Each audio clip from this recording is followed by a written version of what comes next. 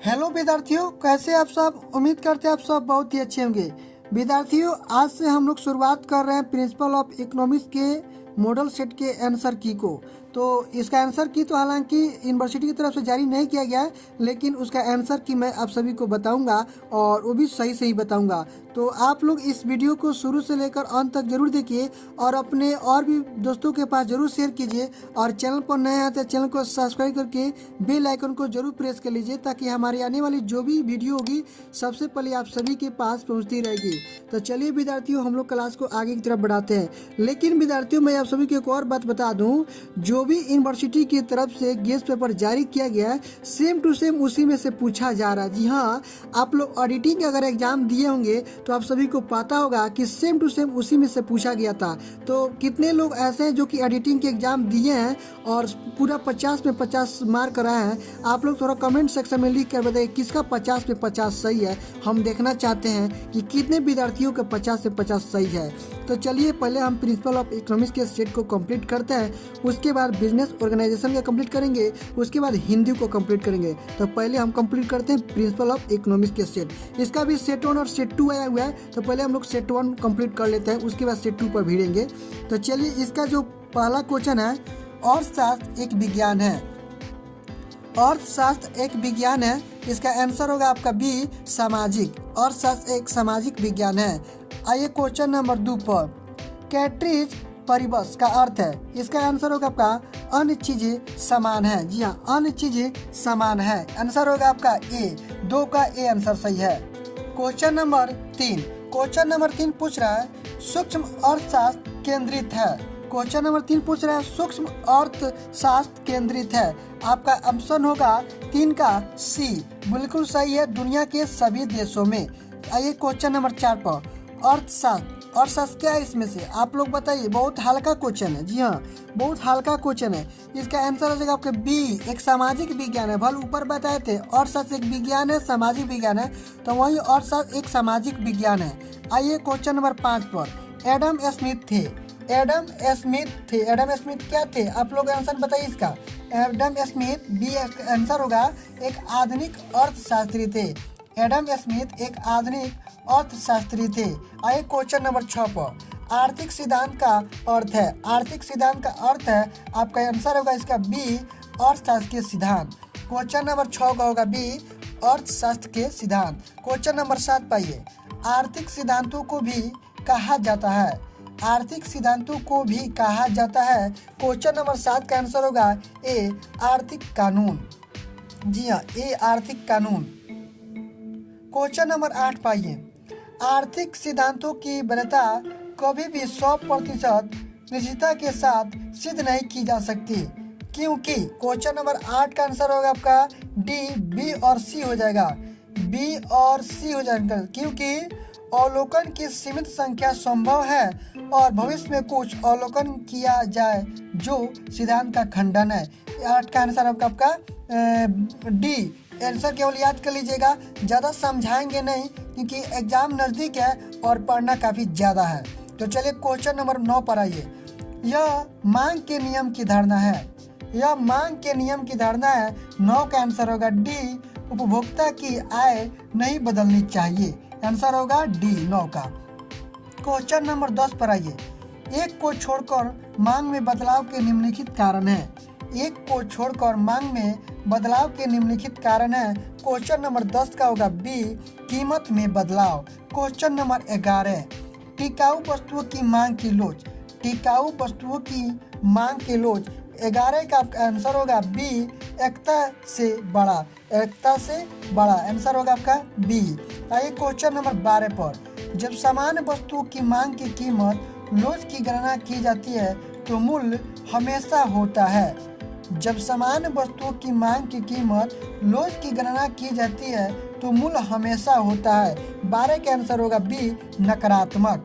आइए question number 13 पर, कौन सी अर्थव्यवस्था की केंद्रीय समस्या नहीं है। कौन सी अर्थव्यवस्था की केंद्रीय समस्या नहीं है। क्वेश्चन नंबर 13 का होगा सी, निजी लाभ को अधिकतम कैसे करें। आइए क्वेश्चन नंबर 14 पर, राजनीतिक अर्थव्यवस्था के जनक है। राजनीतिक अर्थव्यवस्था के जनक है मार्शल। ऑप्शन होगा आपका सी, बिल्कुल सही है। एक्चुअली विद्यार्थियों, अगर आप सभी को कुछ डाउट लग रहा है तो आप लोग कमेंट सेक्शन में लिख कर जरूर बताइएगा, उसको हम फिर से एक बार देखेंगे। लेकिन हमारे हिसाब से सभी सही बता रहे हैं कि इसलिए इसमें कोई गलत होने की संभावना भी नहीं है। तो आइए क्वेश्चन नंबर 15 पर। एक सकारात्मक कथन है, एक सकारात्मक कथन है, चिंता क्या है? क्वेश्चन नंबर 15 का आंसर होगा ए। क्वेश्चन नंबर 16 पाइए। आर्थिक समस्याएं उत्पन्न होती है, आर्थिक समस्याएं उत्पन्न होती है। क्वेश्चन नंबर 16 का आंसर होगा बी, कमी। आइए क्वेश्चन नंबर 17 पर। मार्शल ने अर्थशास्त्र की अपनी परिभाषा में क्या बताया? ये तो बहुत हल्का क्वेश्चन है, आप लोगों को पता होगा क्योंकि यह हम लोग इंटर लेवल में भी पढ़े हैं। जी हाँ, IK में भी पढ़े हैं। अर्थशास्त्र ने मार्शल ने अर्थशास्त्र की अपनी परिभाषा में क्या दिया था? 17 का आंसर क्या होगा आप लोग बताइए? ये होगा भाई, ये होगा भौतिक कल्याण की अवधारणा का उपयोग करता है। क्वेश्चन नंबर 18 आइए।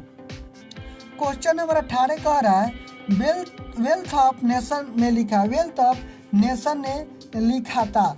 देखिए इसका आंसर होगा 1776, ठीक है, 1776 इसका आंसर होगा। वेल्थ ऑफ नेशन में लिखा गया था। इस बुक जो नाम है, इस बुक को लिखा गया था 9 मार्च 1776 ईस्वी को लिखा गया। जी हाँ, 9 मार्च 1776 ईस्वी को लिखा गया था। आप लोग देख लीजिएगा, इसमें कुछ थोड़ा दूसरा शब्द लिखा हुआ है, समझ में नहीं आ रहा है। प्रोफेसर मार्शल सोचते हैं, प्रोफेसर मार्शल सोचते हैं, क्या सोचते हैं आप लोग बताइए? अर्थशास्त्र, अध्ययन, सामग्री, कल्याण, यही सोचते हैं, यानी कि आंसर होगा आपका डी। क्वेश्चन नंबर 20 पाइए। क्वेश्चन नंबर 20 कह रहा है उपयोगिता और उपयोगिता है। क्वेश्चन नंबर 20 का आंसर हो जाएगा आपका बिल्कुल ए, बराबरी का। चलिए क्वेश्चन नंबर 21 पाइए। यह मांग के नियम की धारणा है, यह मांग के नियम की धारणा है, उपभोक्ता की आय नहीं बदलनी चाहिए। ये क्वेश्चन दोहरा दिया है, 21 नंबर वाला जो क्वेश्चन है दोहरा दिया है। इसका आंसर हो जाएगा आपका डी। आइए 22 नंबर पर पहुंचते हैं। 22 नंबर पूछ रहा है यदि मांग एकात्मक लोचदार है तो कीमत में 25% की वृद्धि का परिणाम होगा। देखिए इस सवाल जो है आपका बनाइएगा तो पता चलेगा, ठीक है, लेकिन फिर भी बता दें, इसका आंसर बता दे रहे हैं हम। इसका आंसर हो जाएगा मांग की मात्रा में 25% की कमी होगी। इसका आंसर देख लीजिए, कमी किस में दिया हुआ है। आपका आंसर हो जाएगा बिल्कुल डी सही है, बिल्कुल डी सही है, 22 का डी। तो आइए 23 नंबर पहुँचते हैं। निम्नलिखित में से कौन एक मांग फलन है? आपका जो क्वेश्चन नंबर 23 का आंसर होगा इसका हो जाएगा ए, Q + 4P = 20। आइए 24 नंबर पर। मांग के नियम की धारणा कौन सी है? मांग के नियम की धारणा कौन सी है? उपभोक्ता की आय नहीं बदलनी चाहिए। देखिए बार बार क्वेश्चन को दोहरा रहा है और क्वेश्चन का जो टाइप है थोड़ा बदल दे रहा है, तो समझ में आना चाहिए, लेकिन ध्यान दीजिएगा तो समझ में आ जाएगा। तो क्वेश्चन नंबर 24 का आपका सी हो जाएगा। आइए क्वेश्चन नंबर 25 पर। निम्नलिखित में से किसका संबंध सूक्ष्म अर्थशास्त्र है? निम्नलिखित में से किसका संबंध सूक्ष्म अर्थशास्त्र से है? क्वेश्चन नंबर 25 का आंसर होगा डी, इनमें से कोई भी नहीं। आइए हम लोग पहुंचते हैं कितना 26 नंबर पर। एक अधिमान वक्रदायी और नीचे की ओर ढाला जाता है क्योंकि एक वस्तु के अधिक और दूसरी वस्तु के कम होने का परिणाम है। आपका क्वेश्चन नंबर 26 का आंसर होगा ए, वही संतुष्टि, वही संतुष्टि। क्वेश्चन नंबर 27 पाइए। उत्पादन में वृद्धि के साथ कौन सी लागत लगातार बढ़ती है? उत्पादन में वृद्धि के साथ कौन सी लागत लगातार बढ़ती है? क्वेश्चन नंबर 27 का आंसर होगा आपका डी, परिवर्तनीय लागत। जी, परिवर्तनीय लागत होगा। आइए क्वेश्चन नंबर 28 पर, पेज नंबर 5 पर पहुंच गए। पेज नंबर 5 है। क्वेश्चन नंबर 28 जो है अल्पावधि। अल्पावधि में जब एक फर्म का उत्पादन बढ़ता है तो उसकी औसत स्थिर लागत है, क्या होगा सर? अल्पावधि में जब एक फर्म का उत्पादन बढ़ता है तो उसकी औसत स्थिर लागत होता है। आंसर होगा 28 का डी, पहले गिरता है फिर उठता है। Question number 29। औसत स्थिर लागत यानी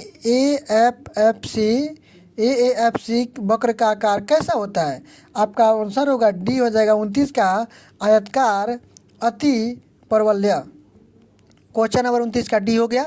आइए क्वेश्चन नंबर 30। छोड़े गए विकल्पों के संदर्भ में एक चीज़ की लागत के रूप में जाना जाता है। छोड़े गए विकल्प के संदर्भ में एक चीज़ की लागत के रूप में जाना जाता है। क्वेश्चन नंबर 30 का आंसर होगा डी, अवसर लागत का। क्वेश्चन नंबर 31 है ये। एक फर्म द्वारा अपने उत्पादन की कीमत पर नियंत्रण की डिग्री में बाजार संरचना के किस रूप में बहुत बड़ी है? क्वेश्चन नंबर 31 का आंसर होगा ए, एकाधिकार।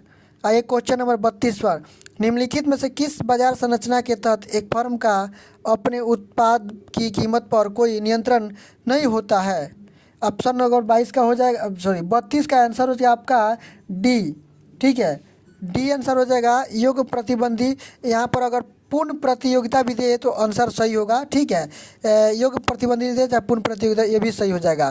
क्वेश्चन नंबर 33 पाइए, निम्नलिखित में से कौन एक एकाधिकार के लिए संतुलन की स्थिति है? क्वेश्चन नंबर 33 का आंसर हो जाएगा आपका ए, MRMC। ठीक है, MRMC। क्वेश्चन नंबर 33 का ए हो गया। क्वेश्चन नंबर 34, निम्नलिखित में से कौन सा लागत वक्र कभी आकारहीन नहीं होता? निम्नलिखित में से कौन सा लागत वक्र कभी आकारहीन नहीं होता?